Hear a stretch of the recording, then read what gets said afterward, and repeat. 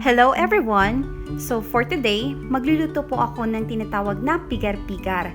Ang pigar-pigar po ay salitang Pangasinan na ang ibig sabihin po niyan ay bali-baliktad sa Tagalog. So ang recipe po na ito ay nag-originate sa lungsod ng Dagupan sa Pangasinan. At kung susundin po natin yung authentic na recipe, kailangan po natin gumamit ng fresh meat ng kalabaw. So hihiwa-hiwain po natin yung karne ng maliliit at maninipis, tsaka po siya ipiprito sa malalim na mantika. At habang piniprito po siya sa malalim na mantika, continuous po dapat yung paghahalo-halo or pagbali-baliktad ng karne hanggang sa maluto. Kaya nga po ito tinawag na pigar-pigar. So sa pagluluto, hindi po talaga minamarinate yung karne. Pagkaluto na po ng karne, ng sibuyas, tsaka ng repolyo, tsaka pa lang po siya nilalagyan ng mga seasonings.